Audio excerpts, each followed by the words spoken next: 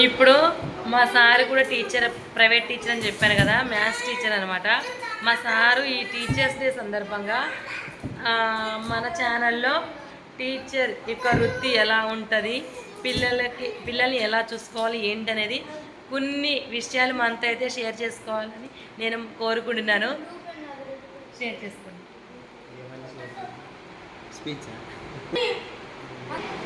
ఇప్పుడైతే మనం ఏంటంటే తను కొంచెం మొహమాట పడుతుండు మాట్లాడతాను మన ఛానల్లో, మనమే ఇంటర్వ్యూ చేద్దాం. తను చెప్తున్నాను అనమాట. ఓకేనా?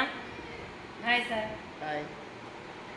మీరు ఇప్పుడు ప్రైవేట్ టీచర్గా వర్క్ చేస్తున్నారు కదా, అసలు టీచర్ అవ్వాలన్న ఆలోచన మీకు ఎలా వచ్చింది, ఎందుకు వచ్చింది? టీచర్ అవ్వాలన్న ఆలోచన ఎందుకు వచ్చింది, ఎలా వచ్చింది, ఎవరి ద్వారా వచ్చింది?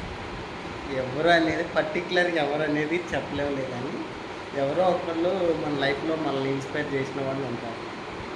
ఏంటంటే మనం middle class family, middle class కూడా కాదు, లోవర్ మిడిల్ క్లాస్ ఫ్యామిలీ.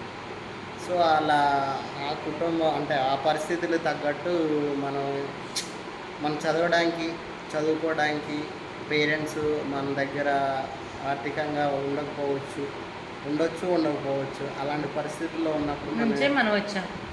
అలాంటి పరిస్థితుల నుంచి వచ్చాం కాబట్టి ఏంటంటే మనం ఏదో ఒకటి ఇతరులకు ఉపయోగపడేలా చేయాలి అంటే మనం చూస్ చేసుకోవాల్సిన ఫీల్డ్ ఏదన్నా ఉంది అంటే అది టీచింగ్ ఫీల్డ్. ఇప్పుడు నాలాగా నా పిల్లలు అవ్వకూడదని నేను కోరుకుంటాను.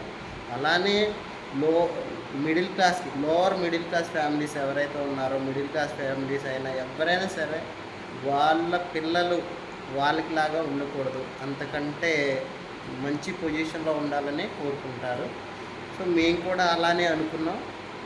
సో దీనికి ఎక్కడ సరైన మార్గం అంటే ఈ తీర్చిదిద్దుతారు అనేది ఆలోచించినప్పుడు నాకు టీచింగ్ ఫీల్డ్ అనిపించింది. సో నన్ను గైడ్ చేసిన టీచర్స్ చాలామంది ఉన్నారు. చెప్పండి వాళ్ళు. మీకు ఇష్టమైన టీచర్స్? నా చిన్నతనం నుంచి నాకు ఇష్టమైన టీచర్లు ఎవరంటే, నాకు ఫస్ట్ క్లాస్ నుంచి 5th క్లాస్ వరకు మాకు కళావతి మేడం అని చెప్పేసి వెంకటాపురం ఇక్కడే, ఆ మేడం గారు నాకు మ్యాథ్స్ చెప్పేవాళ్ళు. నాకు ఎప్పుడు మ్యాథ్స్, ఫిజిక్స్ అంటే అన్ని సబ్జెక్టులు ఇష్టమే. చిన్నప్పటి నుంచి అప్ టు 10th వరకు బాగా చదివేవాడిని. సో టీచర్స్ అందరూ ఇష్టమే, కానీ స్పెషల్గా ఎవరు ఇష్టం అంటే నాకు మ్యాథ్స్ చెప్పిన కళావతి టీచర్ అంటే ఇష్టం. అలానే 1 to 5th కంప్లీట్ అయిన తర్వాత మళ్ళీ 6 to 10th, 6 to 7th వరకు మమ్మల్ని బాగా ఇన్స్పైర్ చేసిన టీచర్ ఎవరంటే గణిప్శెట్టి రమేష్ గారు అని చెప్పేసి ఇప్పుడు సత్తుపల్లి ఏరియాలోనే ఉంటున్నారు. సార్ అయితే మమ్మల్ని బాగా ఇన్స్పైర్ చేశారు. మంచి మంచి విషయాలు చెప్పేవాళ్ళు. అరే మీ ఫ్యామిలీ బ్యాక్గ్రౌండ్ ఇదిరా, మీరు ఇలా చదువుకోవాలరా అని చెప్పేసి మమ్మల్ని ఇన్స్పైర్ చేస్తూ ఉండేవాళ్ళు. ఎప్పుడూ చెప్తూనే ఉండేవాళ్ళు. ఎప్పుడన్నా అంటే పర్టికులర్గా మ్యాథ్స్ గురించి ఎందుకు చెప్తున్నా అంటే, నాకు ఆ టైంలో బాగా ఇష్టం. అలా అని మిగతా సబ్జెక్టులను ఎప్పుడూ తక్కువ చేయలేదు. అయితే సార్ చెప్పే మాటల వల్ల మేము సార్కి అట్రాక్ట్ అయిపోయాం. సో అలా మమ్మల్ని మోటివేట్ చేసుకుంటూ వచ్చారు సార్.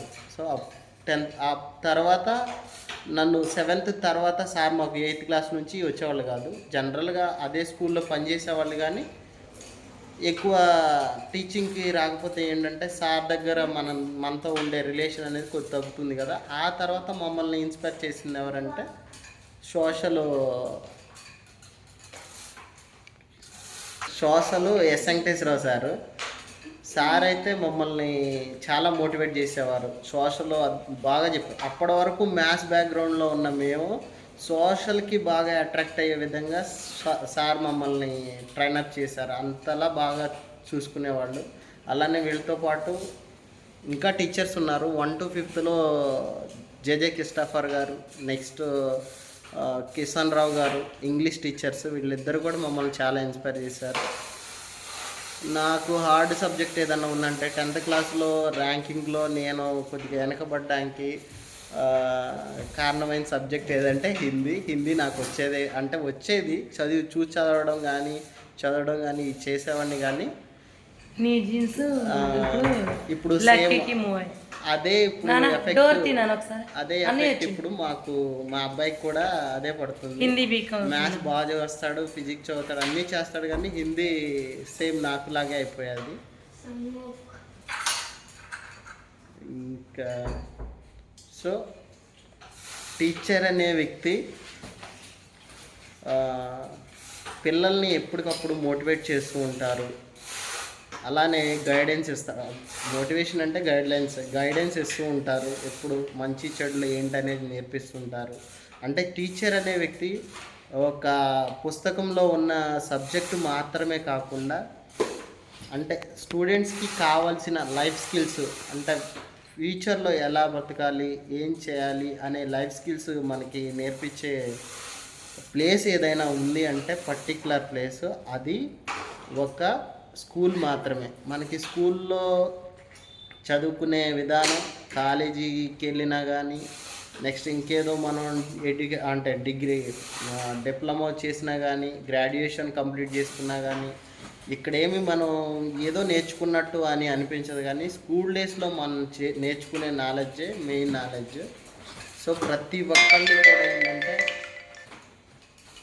ఒకప్పుడులా ప్రజెంట్ సిచ్యువేషన్స్ అయితే లేవు, కానీ పిల్లల్ని మోటివేట్ చేసుకునే విధానం. ఒకప్పుడు అంటే కొడితే మాట వినేవాళ్ళు అని చెప్పేసి అనేవాళ్ళు అంటారు మన పెద్దలను అడిగితే. కానీ ఇప్పుడు ఆ సిచ్యువేషన్స్ లేవు కాబట్టి మనం ఏంటంటే పిల్లలకి అనుగుణంగా మనం మారి టీచ్ చేస్తే పిల్లలు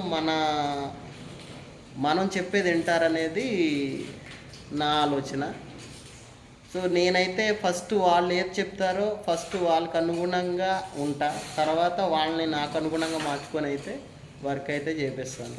సో ఇదే నేను ఈరోజు మీతో షేర్ చేసుకోవాలనుకున్న విషయం. Happy teachers day finally. So అది ఫ్రెండ్స్, ఈరోజు మా సార్ అయితే కొన్ని విషయాలు అయితే షేర్ చేశారు కదా మీతో. ఇది కనుక మీకు నచ్చిందని నేను అనుకుంటున్నాను. నచ్చితే లైక్ చేయండి, షేర్ చేయండి అండ్ కామెంట్ చేయండి. మన ఛానల్ని ఇప్పటి వరకు సబ్స్క్రైబ్ చేసుకోవాలి. ఫస్ట్ ఆఫ్ ఆల్ సబ్స్క్రైబ్ చేసేసుకోండి ఫ్రెండ్స్. Okay, bye friends.